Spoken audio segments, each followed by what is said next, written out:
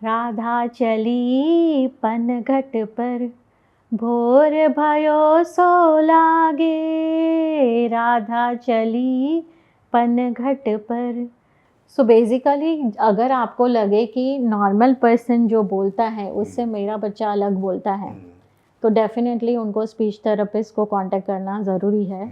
नमस्कार, आप देख और सुन रहे हैं रेडियो अड्डा और मैं हूं आपका दोस्त आरजे दिलीप सिंह। और आज एंटरटेनमेंट के अड्डे पर एक बहुत ही फेमस पर्सनालिटी है हमारे बीच, इंडिया की famous audiologist and speech therapist doctor Devangi Dalal. Ma'am, studio में आपका बहुत बहुत स्वागत है। Thank you. तो मैम, आगे बढ़ने से पहले हम थोड़ा कैजुअली बातें करते हैं कि किस तरह से आपकी जर्नी, कहाँ से शुरुआत हुई, आप कहाँ से बिलोंग करती है और आपका जो एजुकेशन है वो कहाँ से हुआ?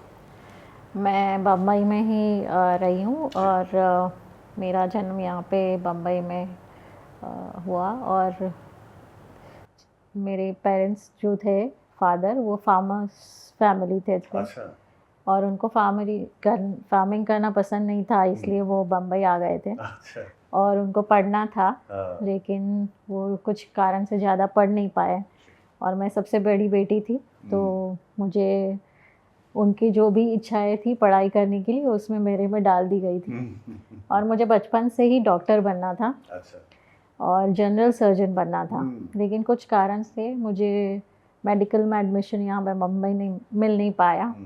मुझे बाहरगांव मिल रहा था, लेकिन मैं पेरेंट्स को छोड़ के जाना नहीं चाहती थी। इसलिए फिर मैंने अलग अलग जगह पे मेरी एडमिशन की, अप्लाई की थी। तो ऑडियोलॉजी एंड स्पीच पैथोलॉजी में मुझे एडमिशन मिला। मुझे इंटरव्यू लेके बुलाया गया। मुझे कुछ उसके बारे में काफ़ी कुछ पता नहीं था। अच्छा। लेकिन एक चीज़ पता थी कि वो ऑडियोलॉजी एंड स्पीच पैथोलॉजी में 65 सीट्स थी पूरे इंडिया में। और थोड़ा सा अलग से प्रोफेशन था। तो मैंने सोचा अभी मेडिकल में नहीं, जनरल सर्जरी में मीन्स प्रोफेशन में नहीं जा रही हूँ, तो मैं इसमें कुछ यूनिक का कर पाऊँ। तो इसलिए मैंने इसमें एडमिशन लिया।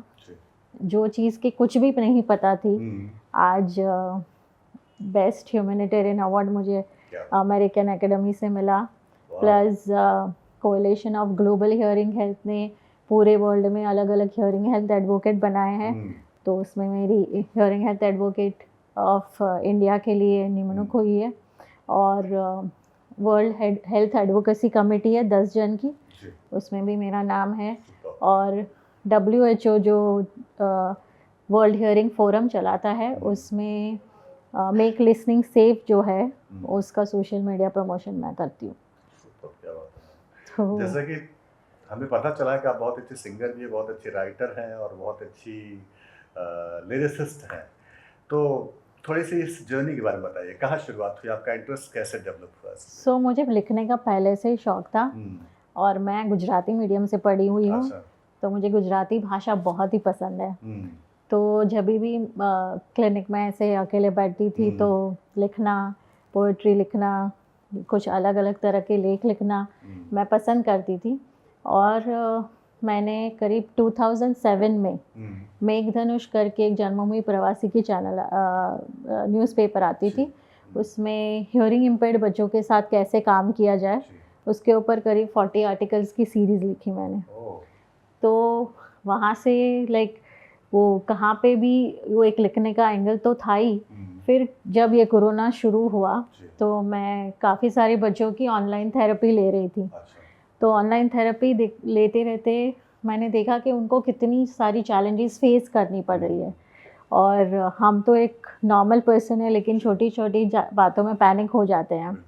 तो they are the right people to spread positivity. तो मैंने उनके एक्सपीरियंस के साथ स्प्रेडिंग पॉजिटिविटी पे आर्टिकल लिखने शुरू किए। और आज करीब 225 से ज़्यादा आर्टिकल लिखे हैं, इंग्लिश में, गुजराती में और हिंदी में भी। तो और मैं कृष्ण की भक्त हूँ, तो जब भी समय मिलता है तो पढ़ना, कृष्ण के बारे में, उनकी लीलाएं जानना, मथुरा जाना, वृंदावन जाना, सब मुझे पसंद है। तो ये कोरोना के समय में मुझे एक गीत भी सूझा कृष्ण के बारे में। अच्छा। तो आज वो राधा चली सॉन्ग है। और जब मैंने वो सॉन्ग लिखा, तो मैंने ललित पंडित जी से, हमारे मित्र है, अच्छा। तो उनसे जाके मैंने मुलाकात की, बोला मैंने गाया, गीत लिखा हुआ है। तो बोलते हैं ये गीत लिखा है, मैं म्यूज़िक बनाऊंगा लेकिन तू गाएगी, अच्छा। और कोई नहीं गाएगा।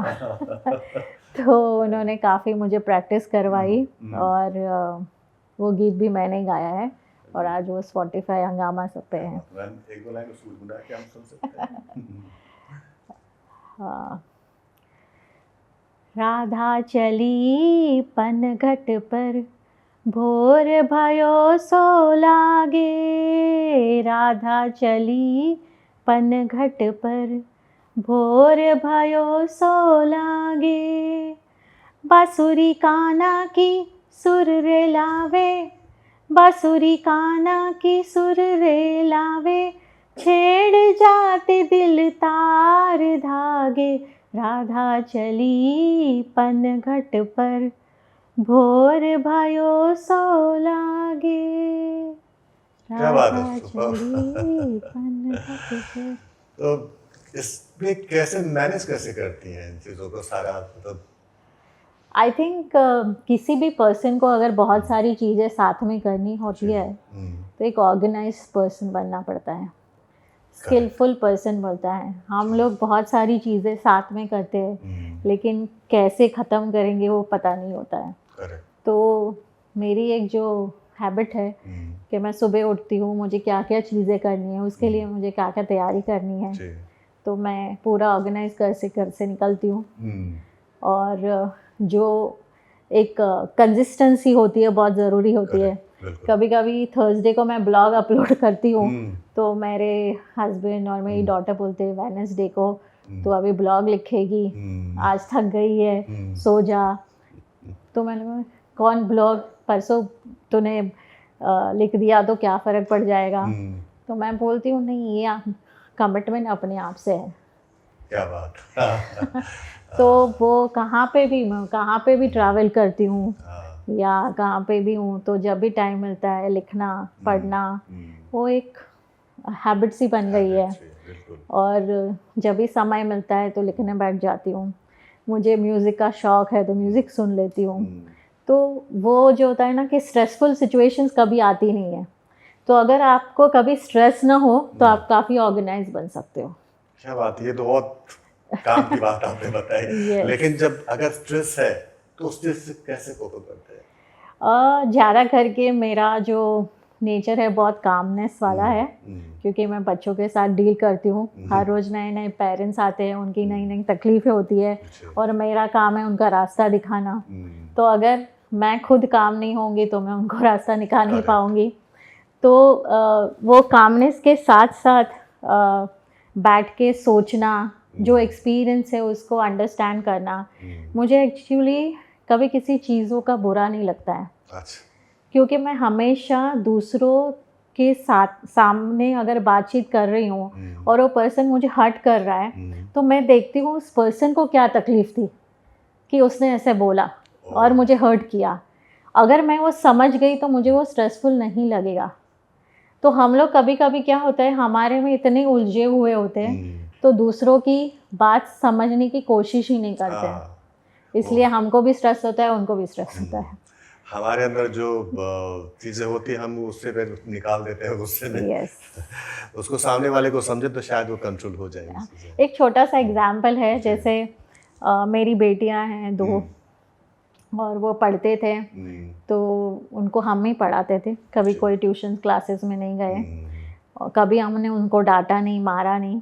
तो एक बार हमारे बाजू में जो लड़की रहती थी वो सिंगल मदर थी और काफ़ी फ्रस्ट्रेट हो जाती तो बच्चे को बेलन से मारती थी। तो एक बार मेरी बेटी ने आके मुझे बोला, मम्मी तू क्यों अभी कभी हमें मारती नहीं है। तो मैं बोलती थी कि आप कितने समझदार बच्चे हो, आप बातें अच्छे से समझ जाते हो, मेरा सुनते हो, तो फिर मुझे मारने की ज़रूरत ही क्या है। यहाँ बच्चे मार खा खा के परेशान हैं। तो वो होता है कि कभी कभी क्या होता है, हम बच्चों के जैसा सोचते हैं। हम जैसे हमारा बच्चा है 2 साल का, हम अगर है 28-30 साल के, यानी हमारे पास 28 साल का एक्सपीरियंस है। लेकिन क्या होता है, हम जब बच्चा आता है तो हम इतना ओवरवेल्म हो जाते हैं, एज अ पेरेंट सब कुछ उनको देना चाहते हैं, सब फैसिलिटी उनको देना चाहते हैं, सब कुछ उनके लिए करना चाहते हैं, लेकिन भूल जाते हैं कि बच्चों को भी खुद को अपने आप से बड़ा होना है, बिल्कुल, अपनी थिंकिंग स्किल्स को यूटिलाइज करना है। तो वो नहीं कर पाते हैं वो बच्चे, और हम उनके जैसे हो जाते हैं। मैं आपको बताऊं कि जब मेरे बच्चे स्कूल से आते थे 4 बजे और मैं 5 बजे स्पेसिफिकली क्लिनिक से निकलती थी, क्योंकि वो 4 से 5 में वो घर पे आते ही उनका फ़ोन आता, धड़ धड़ धड़, मम्मी ये हुआ ये हुआ ये हुआ ये हुआ, और करके फ़ोन रख देते हैं। तो मेरा मेंटल प्रिपरेशन जब घर पे जाते थे 10 मिनट में ये होता था कि मुझे इस सिचुएशंस को कैसे हैंडल करना है, और वो 10 मिनट में हैंडल हो जाता था, कभी उसमें बढ़ावा नहीं होता था। तो हम एज अ पेरेंट्स कभी कभी ओवरवेल्म होकर बच्चे के जैसे बिहेव करते हैं। अब अगर पेरेंट के साथ बिहेव करने लगे तो हैंडल सिचुएशन को काफ़ी अच्छे तरह से कर पाएंगे। बिल्कुल सही बात है।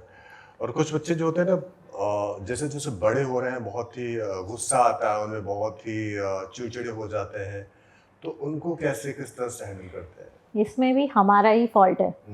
मैं कभी भी पेरेंट्स को बोलती हूँ कि आप जब वो बच्चा 5 इयर्स का 7 इयर्स, आप खुद उसको खाना खिलाते हैं, आप रोटी तोड़ो, दाल में डालो, भाजी में डालो और मुंह में डालो, वो पूरा विजुअल मोटर कोऑर्डिनेशन होता है। Correct. और आज के बच्चे आईपैड में खेलते हैं और मम्मी डैडी उनको खिलाते हैं, ठीक है, तो उनका खुद का आई हैंड कोऑर्डिनेशन यूज़ ही नहीं होता है, ठीक है, और फिर सडनली उनको रीडिंग करना होता है, राइटिंग करना होता है, वो कोप अप नहीं कर पाते और फिर फ्रस्ट्रेट हो जाते हैं। तो हम बच्चों को 4, 5 साल, 7 साल तक, कभी कभी तो 10th के बच्चे को भी मम्मी वो शूलेस लगा के देती है, हम खुद उनको इतना पैम्पर करते हैं और फिर उनको छोड़ देते हैं, बोलो आप जाके दुनिया को फेस करो। कैसे करेंगे बच्चे फेस? तो वो फ्रस्ट्रेट ही होने वाले हैं। जी बिल्कुल, बहुत सही बात कही। और अक्सर देखा जाता है कि बहुत सारे पेरेंट्स ऐसा करते हैं, और आजकल जो बच्चे हैं सब मोबाइल में बिजी हैं, गेम खेल रहे हैं, और बाहर उनको आउटडोर एक्टिविटीज़ में इन्वॉल्व नहीं करते हैं। तो ऐसे ही वो सफ़र कर रहे हैं पेरेंट्स, तो उनके लिए ये बहुत बड़ा इन्फॉर्मेशन है, बहुत अच्छी इन्फॉर्मेशन है कि आप लोग सब इस चीज़ को समझें। और एक बात कहना चाहूँगी कि हमारा जो पूरा लाइफ का जो ग्रोथ होता है ना, वो फिज़िकली और मेंटली बैलेंस होना चाहिए। आज जो कामनेस मुझ में है उसमें फिज़िकल और मेंटल बैलेंस काफ़ी अच्छा है। मैं रेगुलर एक्सरसाइज करती हूँ, और रेगुलर जो भी एक्टिविटी फिज़िकली होती है वो करती हूँ, साथ साथ में मेंटल एक्टिविटी भी करती हूँ। हर रोज़ 1 पेज लिखती हूँ। लिखने का exercise is the best exercise for the brain. अगर आप 1 पेज हर रोज़ लिखो और अपनी थॉट प्रोसेस पेपर पे लिखो तो काफ़ी हद तक आपकी कामनेस बढ़ जाती है। वो मैंने खुद ने एक्सपीरियंस किया हुआ है। तो ये जो बच्चे हैं, आप उनको जो एक्टिविटी करवाते हो उसके साथ साथ फिज़िकली एक्टिविटी करवाना बहुत ज़रूरी है, बिकॉज़ बहुत सारा एक्सपोजर है, लेकिन उसको बैलेंस कैसे करना है उनको नहीं आता है। बिल्कुल सही बात है। तो मैम, आगे जो सवाल है वो है कि किस चीज़ ने आपको इंस्पायर किया ऑडियोलॉजिस्ट बनने के लिए? और जैसे मैंने बताया कि ऑडियोलॉजी और स्पीच पैथोलॉजी में तो मैं फ्लुक से आई हूँ, लेकिन जब ग्रेजुएशन करके मैंने एक इंस्टीट्यूट में काम करना शुरू किया तो मैंने काफ़ी सारे हियरिंग इम्पेयर्ड बच्चों से साथ काम किया, और आज की तारीख में 32 साल की प्रैक्टिस में कभी भी ऐसा बच्चा नहीं हो इसको कुछ भी हियरिंग ना हो। उसको 5% 10% हियरिंग होती है, यानी सारे जो डेफ बच्चे हैं वो म्यूट इसलिए क्योंकि वो भाषा नहीं सुन पाते, लेकिन अगर उनको सुनाई दी दे तो वो हमारे जैसे ही बातचीत कर सकते हैं। आज 32 साल में जितने भी बच्चों को मैंने ट्रेन किया है वो आप मेरे जैसे बातचीत कर सकते हैं, अपनी खुद को फैमिली को हेल्प कर सकते हैं, ग्रेजुएट हुए हैं, डबल ग्रेजुएट हुए हैं, और काफ़ी सारी जगह पे KPMG गवर्नमेंट ऑफिसर्स में काम कर रहे हैं, खुद के पैरों पे खड़े हुए हैं। तो हियरिंग इम्पेयर्ड बच्चों के साथ डील करते मैंने देखा कि आज जो इंडिया का 6.3% पॉपुलेशन है हियरिंग इम्पेयर्ड, उसमें से करीब 10% को ही अच्छी ट्रीटमेंट मिल रही है। तो अगर मैं अपने स्किल्स को यूटिलाइज़ करूँगी तो काफ़ी सारे इंडिया के बच्चे को हेल्प कर पाऊँगी और उनकी जो लायबिलिटीज़ है कंट्रीज से कम कर पाऊँगी, उतने उनको अपने पैरों पे खड़ा कर पाऊँगी। इसलिए मैंने हियरिंग इम्पेयर्ड बच्चों के साथ काम करना ज़्यादा शुरू किया। तो क्या ये कुछ जो लोग होते हैं जिनको बचपन से बहुत कम सुनाई देता है, तो डॉक्टर्स उनको बोलते हैं, ENT स्पेशलिस्ट बोलते हैं कि सर्जरी की ज़रूरत होती है, क्या ये विदाउट सर्जरी पॉसिबल है कि उनको सुनाई देने लगे? अगर जैसे पूरे वर्ल्ड में 80 कंट्रीज़ के पीडियाट्रिक प्रोटोकॉल है, यानी जो भी बच्चा अस्पताल से निकलता है उनकी सुनाई की टेस्ट की जाती है और करीब 6 महीने में अगर उनको हियरिंग कम है तो उनकी सुनाई के हिसाब से आइदर हियरिंग एड या कॉकलियर इम्प्लांट सर्जरी करवा जा सकती है। आज हियरिंग एड इंडस्ट्री में काफ़ी सारा रिवॉल्यूशन हुआ है। टेक्नोलॉजी के साथ आप एकदम नियर नॉर्मल सुन सकते हो, यानी अगर बच्चे को बचपन से ही प्रॉपर हियरिंग एड उनकी सुनाई के हिसाब से और अगर सर्जरी कर ली तो उनका जो डेवलपमेंट होता है वो नॉर्मल के जैसा हो सकता है। ठीक है, लेकिन हियरिंग एड से अगर फ़ायदा होता है तो कॉकलियर इम्प्लांट करने की ज़रूरत नहीं है, पर अगर हियरिंग एड पहन के भी फ़ायदा नहीं हो रहा है तो कॉकलियर इम्प्लांट करवा सकते हैं। बट कॉकलियर इम्प्लांट करो या हियरिंग एड पहनो, दोनों में प्रॉपर ट्रेनिंग की ज़रूरत है। जैसे नॉर्मल बच्चा भी खुद अपने आप बोलना शुरू नहीं करता है, अगर शुरू करता तो वो जब जन्म होता तब से ही शुरू करता। उनको 8-9 महीने लगते हैं सबकी बातें सुनना, समझना और बोलना।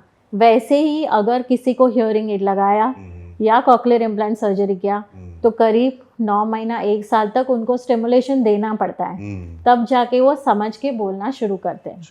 मैंने अक्सर देखा है कि कुछ बच्चे 2-3 साल के हो जाते हैं और वो बात तो कर सकते हैं, कुछ शब्द बोलते हैं, लेकिन वो ज़्यादातर इशारों में बात करते हैं और उनके पेरेंट्स उनके इशारों को ही समझ के उनके काम करने लगते हैं। तो उनके लिए क्या है कि वो किस तरह से उनको बोलने की आदत डालें? सो बेसिकली अगर बच्चा 9-10 महीने में चलना शुरू कर दिया और 1.5 साल में अगर पूरे सेंटेंसेस में नहीं बोल रहा है तो सबसे पहले उनका असेसमेंट करवाना ज़रूरी है। हम सुनते हैं, समझते हैं और एक्सप्रेस करते हैं, तो सुनने में, समझने में और एक्सप्रेस करने में कहाँ पे डिफ़िकल्टी है वो जानना ज़रूरी है। और अगर एक बार जान लिया तो उसके ऊपर काम हो सकता है। बहुत सारे इश्यूज़ है जिनके ऊपर काम करना ज़रूरी है, लेकिन अगर एनालाइज़ किया तो कहाँ पे ज़रूरी है उस हिसाब से ही काम करना होता है।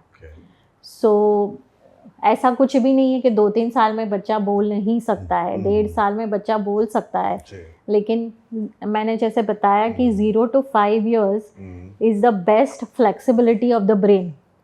तो अगर उसमें आप ज़्यादा से ज़्यादा बच्चों को स्टिमुलेशन दो तो स्टडी कहती है कि कोई भी इकोनॉमिकल बैकग्राउंड हो और अगर आपने बच्चे को अच्छा स्टिमुलेशन दिया तो 300 मिलियन से ज़्यादा वर्ड्स वो सीख सकते हैं। Doesn't matter which economy they come from. What is जोश फाउंडेशन और आप इसके साथ कैसे एसोसिएट हुई और आपका एक्सपीरियंस कैसा रहा? 2004 में मैं डेनमार्क गई थी और वहाँ पे करीब 400 डेलीगेट्स थे ऑल ओवर वर्ल्ड से, और वहाँ पे जब बच्चे जन्म लेते हैं उनकी हियरिंग स्क्रीनिंग का एक नया पेपर प्रेजेंटेशन था और काफ़ी सारी कंट्रीज़ में तब शुरू हो गया था। तो उन्होंने सब कंट्री के बारे में पूछा कि कहाँ पे हियरिंग स्क्रीनिंग होती है। तो इंडिया से मैं 2-3 बार पहले भी गई थी, मुझे पहचानते थे, तो मुझे बोला कि आपके इंडिया में कैसे होता है। तो मैंने बोला हमारे इंडिया में तो अभी उसके बारे में लोगों को पता भी नहीं है। तो तब मुझे लगा कि मुझे कुछ करना चाहिए, इसलिए वापस आके मैं इंस्ट्रूमेंट वो लेके आई थी मेरे साथ, और मैंने आके सारे गायनेकोलॉजिस्ट पीडियाट्रिशियन से बात की कि जो भी बच्चा जन्म लेता है उनकी स्क्रीनिंग करना ज़रूरी है, तो उनको हम जल्द से जल्द इलाज कर सकते हैं। लेकिन एक डॉक्टर ने मुझे ऐसे बताया कि अगर बच्चा हियरिंग इम्पेयर्ड हुआ और मुझे पता लगा तो वो बोलेंगे डिलीवरी प्रॉब्लम है, तो इसलिए हम नहीं करेंगे। तो मैंने बोला ठीक है, अगर आप नहीं करना चाहते तो मैं जाके लोगों को एजुकेट करूँगी। तो इसलिए हमने 2004 में जोश फाउंडेशन की शुरुआत की। मैं उसकी फाउंडर ट्रस्टी हूँ, और जब हमने शुरू किया तब उसको सिर्फ हम अवेयरनेस के लिए करना चाहते थे। लेकिन क्या हुआ कि जब हम इवेंट्स करते थे तो हम जो नॉर्मल बच्चे जो स्कूल में जाते हैं जिनको अच्छी मशीन लगाई है, तो उन बच्चों को और जो स्पेशल स्कूल में बच्चे पढ़ते थे अंडर प्रिविलेज, उनको एक ही साथ प्लेटफॉर्म पे लेके आए। तो जब ये जो नॉर्मल स्कूल वाले बच्चे और जो अच्छा मशीन पहनते थे, वो बच्चों का प्रोग्रेस देख के जो अंडर प्रिविलेज बच्चे थे वो बोलते थे उनकी सुनाई और हमारी सुनाई सेम है, फिर हम क्यों इतना अच्छा नहीं कर पा रहे। तो एक अवेयरनेस आई कि मशीन पहनने से और ट्रेनिंग लेने से हम अच्छा बोल पाएंगे।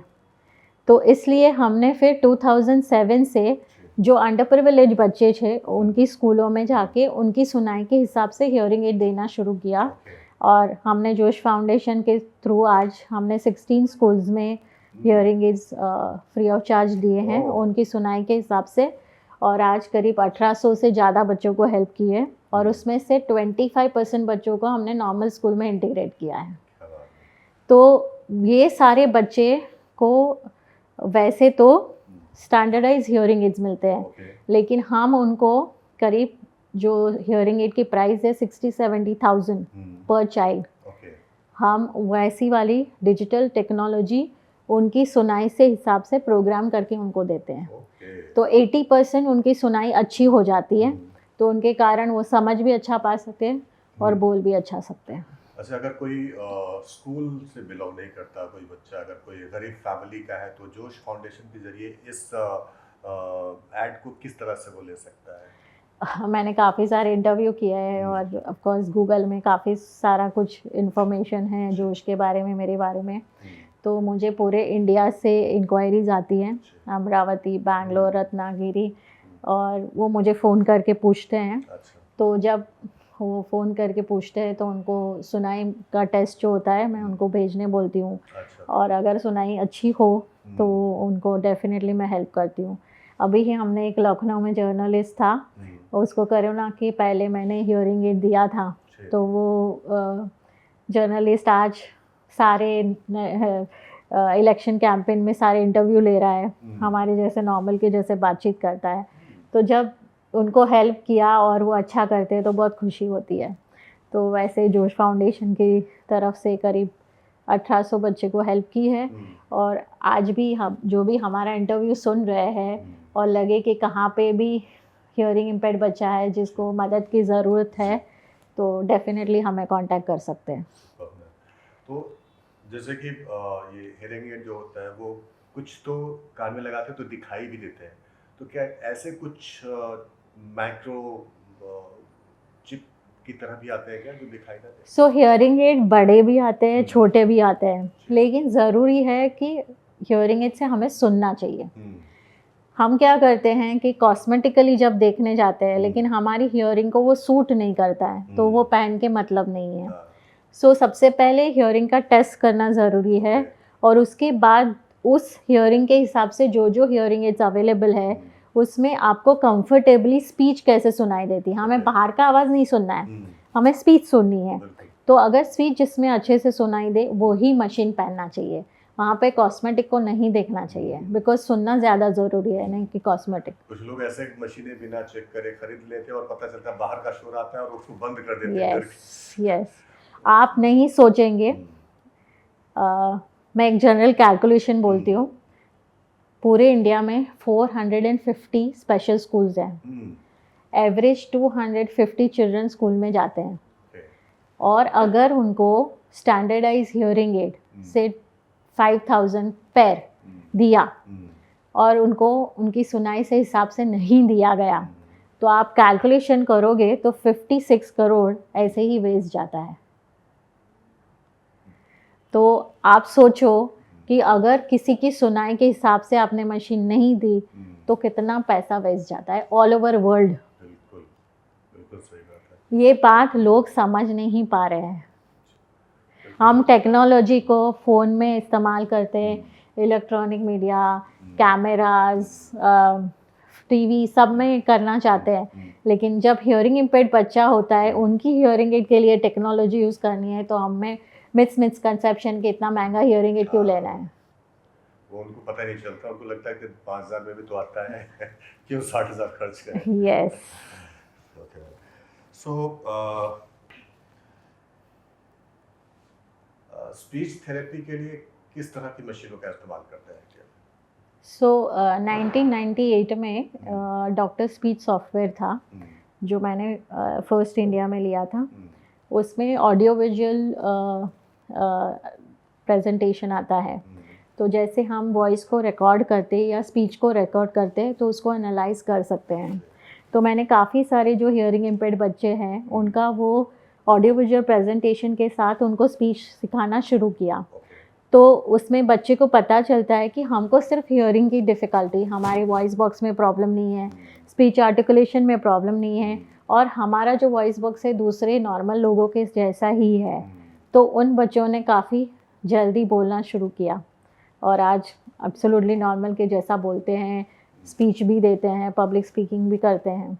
तो ये जो सॉफ्टवेयर है हमें हेल्प करता है कि नॉर्मल से एबनॉर्मल क्या है और जब एबनॉर्मल पता चल जाता है तो उसको डील करना अच्छा हो जाता है।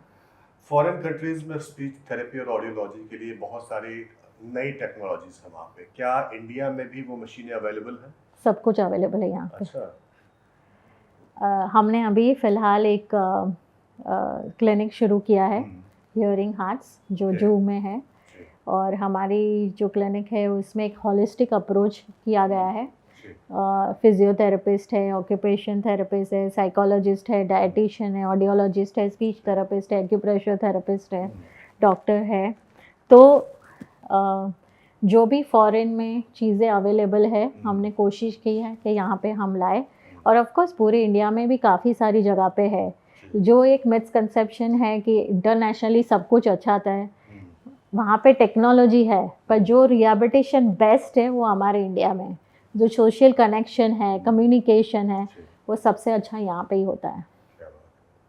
आपने एक बुक भी लिखी है जिसमें 3 सीरीज है, उसमें एक सीरीज कहते हैं ना, सीरीज लिखी है आपने जिसमें 3 एपिसोड्स हैं, तो उस बुक के बारे में बताइए थोड़ा। मैंने बुक लिखी है स्प्रेडिंग पॉजिटिविटी। सबसे पहले मैंने बुक लिखी थी चालो बधीरो ने सांभळता करिए विच वॉज इन गुजराती। जो हियरिंग इम्पेयर्ड बच्चे हैं जिनको जन्म होता है उनकी डायग्नोस्टिक और उनका रिहैबिलिटेशन और उनका वोकेशनल ट्रेनिंग एम्प्लॉयमेंट तक हम क्या क्या कर सकते हैं उस बुक में लिखा हुआ है। यानी अगर किसी हियरिंग इम्पेयर्ड बच्चे के पास मैं नहीं पहुंच पाई तो मेरी बुक मैं उनके तक पहुंचाना चाहती हूँ। दूसरा, जब उसको मैंने लगा कि लोगों को पसंद आ रही है और उनको सॉल्यूशंस मिल रहा है तो मैंने उसको हिंदी में ट्रांसलेट किया जिसका नाम है कुछ सुना आपने। वो मेरी दूसरी बुक थी। और फिर मैंने कोरोना में जो आर्टिकल्स लिखने शुरू किए स्प्रेडिंग पॉजिटिविटी पे, तो उनके ऊपर मैंने इंग्लिश में 3 बुक्स लिखे हैं, गुजराती में 2 लिखे हैं और एक हिंदी में। सुपर। अगर आप लोगों को ये बुक खरीदनी है तो कहाँ पे अवेलेबल है? अमेज़ॉन किंडल पे अवेलेबल है। क्या बात है। तो मैम कुछ बच्चे होते हैं ना बचपन से स्टमर करते हैं और बोल नहीं पाते, उनके पेरेंट्स जो है उनको कैजुअली लेते हैं, तो किस तरह से उनको ट्रीट करना चाहिए, पेरेंट्स को किस तरह से समझाएं कि वो बच्चों को इस तरह से मतलब कि आप उनको कम से कम डॉक्टर को दिखाएं? कुछ लोग नहीं करते हैं ऐसा। सो बेसिकली अगर आपको लगे कि नॉर्मल पर्सन जो बोलता है उससे मेरा बच्चा अलग बोलता है तो डेफिनेटली उनको स्पीच थेरेपिस्ट को कांटेक्ट करना ज़रूरी है। तो वो फाइंड आउट कर सकते हैं कि उनकी स्पीच किस लिए इफ़ेक्ट हो रही है। और ये जो मिसकंसेप्शन है कि स्टैमरिंग हेरिडिटरी है, स्टैमरिंग को ट्रीट नहीं किया जा सकता है, तो वो गलत बात है। स्टैमरिंग जो है एक रॉन्ग हैबिट है बोलने की। जैसे आपने ड्रेसअप की, मैंने ड्रेसअप की, हम अपनी ड्रेसिंग से पहचाने जाते हैं, वैसे हमारे बोलने से हम पहचाने जाते हैं। तो अगर वो पर्सन का बोलना नॉर्मल पर्सन से अलग होता है तो डेफिनेटली उनको कंसर्न की ज़रूरत है। क्योंकि अगर जैसे मैंने बताया जो 0 to 5 इयर्स में बेस्ट फ्लेक्सिबिलिटी होती है, तो अगर आपने ये हेजिटेंसी बच्चे में नोटिस की है तो आप उसका जल्द से जल्द इलाज करें तो वो हैबिट नहीं बनती है। जैसे स्मोकिंग करने एक हैबिट बन जाता है फिर छूटना मुश्किल होता है, उसी तरह स्टैमरिंग की जो हैबिट बन जाती है वो फ्लुएंसी का डिस्टर्बेंस है और कोई डिस्टर्बेंस नहीं है। आपकी वॉइस स्पीच कुछ अफेक्ट नहीं हुई है, लेकिन वो साइकोलॉजिकल और फिजियोलॉजिकल इश्यू को अफेक्ट कर रही है, तो उसको ट्रीट किया जा सकता है। किस तो एज तक इसको ट्रीट कर सकते हैं? जितना कोई भी एज में कर सकते हैं, अगर पर्सन चेंज होने को तैयार है तो कोई भी एज में हो सकता है। ओह, मैंने 60 एज पर्सन का भी स्टैमरिंग क्योर किया है, ओह, तो 45 का है, 20, ऑल एज ग्रुप को मैंने ट्रीट किया है। अ, किस तरह की एक्सरसाइज करनी चाहिए अगर आपका बच्चा स्टमर करता है तो? वो एक्सरसाइज सब बच्चों के लिए अलग अलग होते हैं, उनके स्टैमरिंग के ऊपर डिपेंड होता है। जी, लेकिन ज़्यादा करके अगर सिंपल एक्सरसाइज बोला जाए तो बच्चों को स्लोली थोड़ा बोलने के लिए बोलना चाहता है, बिकॉज़ वो बोल नहीं पाते हैं तो वो फटाफट बोलने की कोशिश करते हैं। जी, और क्या होता है कि हम जब सांस लेते हैं और हमारा बोलना साथ में जाता है, लेकिन जो पर्सन फास्ट बोलता है उसका बोलना पहले हो जाता है, सांस बाद में आती है, तो वो स्पीकिंग और ब्रीदिंग की रिदम एबनॉर्मल हो जाती है। जी, तो अगर हम स्लो बोलेंगे तो स्पीकिंग एंड जो बोलने की रिदम है वो मेंटेन होती है। मैंने एक साइकोलॉजी की बुक में बहुत अच्छा पढ़ा था, जी, slowly and softly speaking respected by others, as well as it gives you time what you want to say next. क्या बात है।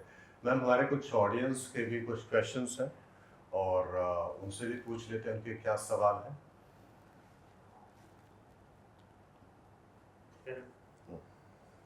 Hello, ma'am. I have a 5-year-old autistic daughter who is recently diagnosed with ADHD. She has been struggling with speech and she cannot form sentences yet. Can speech therapy help her with coping up with the other kids? Yes, it can help.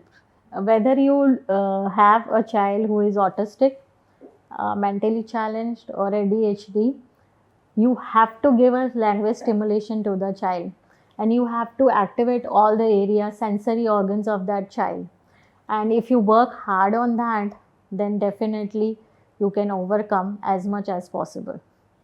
तो क्या होता है कि हम जब label कर देते हैं ना, तो हमारा जो थिंकिंग है उस बच्चे के लिए रिस्ट्रिक्टेड हो जाता है, तो हम वो बच्चे का पोटेंशियल यूज़ नहीं कर पाते हैं।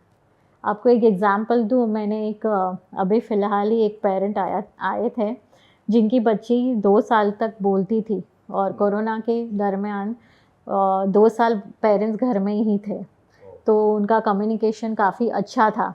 लेकिन जब पेरेंट्स ने काम करना शुरू किया तो वो बच्चे को बता के नहीं जाते थे, तो बच्चा बहुत रोता था, और एक लेवल आई कि उसने बात करना ही बंद कर दिया, यानी वो बोल रही थी और फिर उसने बात करना बंद कर दिया। तो काफ़ी उन्होंने क्लिनिशियन से बात की एंड प्रोग्रेसिव ऑटिज़म उसको लेबल किया गया था। लेकिन जब वो मेरे पास आए, मैंने उनके साथ डिस्कस किया, तो मुझे पता चला कि चाइल्ड जो है वो एक इनसिक्योरिटी फील कर रहा था और उसके कारण वो बोल नहीं रहा था। तो मैंने पेरेंट्स को बोला कि जब आप घर से निकलो तब आधा घंटा बैठ के बच्चों को समझाओ कि मैं जा रहा हूँ, काम पे जा रहा हूँ, वापस आऊँगा, तुम्हारे साथ खेलूँगा। वो एक जो है ना सिक्योरिटी और वार्मथ बच्चे को होना बहुत ज़रूरी होता है, और हम वो सारे सेंसरी ऑर्गन से दे सकते हैं, जैसे आप हग करके दे सकते हो, उसके साथ बैठ के उसका हाथ पकड़ के दे सकते हो, तो बच्चे को एक फीलिंग्स आती है, और अगर सारे आप फीलिंग्स को एक्टिवेट करते हो तो बच्चे का प्रोग्रेस काफ़ी अच्छा होता है। आप बिलीव नहीं करोगे, 15 दिन 1 महीना उस पेरेंट्स ने ऐसा करना शुरू किया, और थोड़े टाइम के बाद जब मदर कुछ काम से बाहर गई थी, उस बच्चे ने मम्मी के साथ वीडियो कॉल पे 45 मिनट्स बात की। जो पेरेंट्स सरप्राइज़ हो गए कि जो बोलना चालू था सडनली बंद हो गया, और फिर एक दिन सडनली बोलना सब कुछ शुरू हो गया। So sometimes you have to analyse overall that where the child is lacking, and if you work on all the areas like occupation therapy, physiotherapy, psychology, dietitian, how to give them food, then you can work very well and you can use the best potential of the child. Next question, Ajay.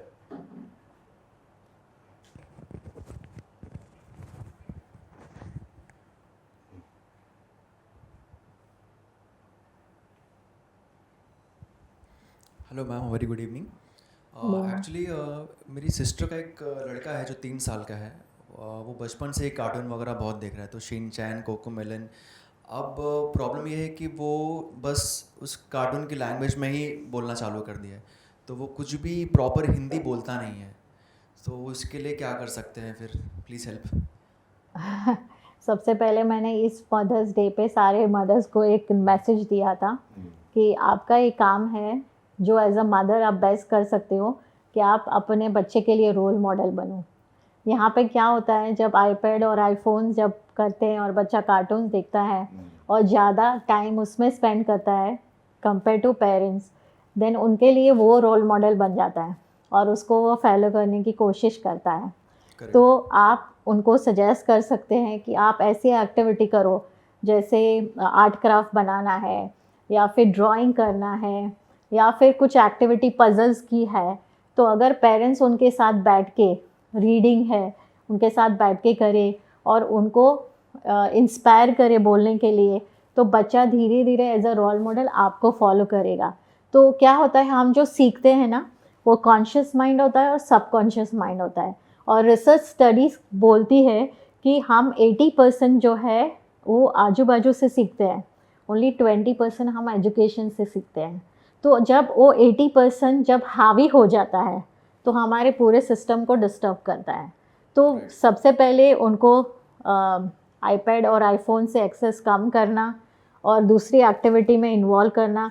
आजकल क्या है, बच्चों को काफ़ी सारा exposure मिल रहा है और मैं सारे पेरेंट्स को बताती हूँ कि जो बच्चा इंटेलिजेंट होता है, अगर आप उनकी जो इंटेलिजेंस उसको सही वे में यूज़ करो तो वो इनोवेशन बनता है और डिस्ट्रक्टिव वेज में यूज़ करो तो न्यूक्लियर बॉम्ब बनता है।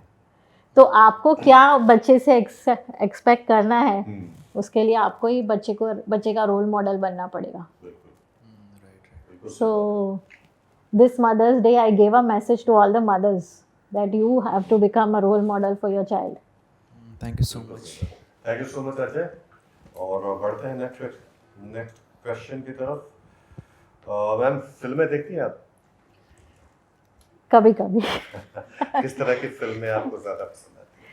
मुझे adventurous, James bond, Jackie chain, because जो भी एडवेंचर्स करते हैं ना वो सोच के करते हैं। हमारी ऑडियंस का कोई और सवाल है मैम से? Hi, ma'am.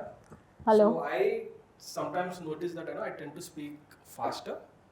So when I speak faster, the voice gets not clear, and also I realize that the first word that I speak, it doesn't come out clearly. So any tips on this? So first of all, आप जो बोलते हो अगर आपको लगता है fast बोल रहे हो तो थोड़ा स्पीड स्लो कर दो, जिससे आप ब्रीदिंग और स्पीकिंग को मेंटेन कर पाओगे। आप रेगुलर ब्रीदिंग एक्सरसाइज कर सकते हो, जैसे नाक से हवाई लेना है और मुंह से निकालना है, बिकॉज आप जब बोलते हो तब मुंह से हवा निकालता है। तो अगर आपका वॉइस रजिस्टर जो हवा है यहाँ पे लंग्स में वो अच्छे से मेंटेन होएगा तो आपको बोलने में प्रॉब्लम नहीं होगी। मैं बेस्ट एक्सरसाइज बोलना चाहूँगी कि आप माउथ ऑर्गन बजा सकते हो।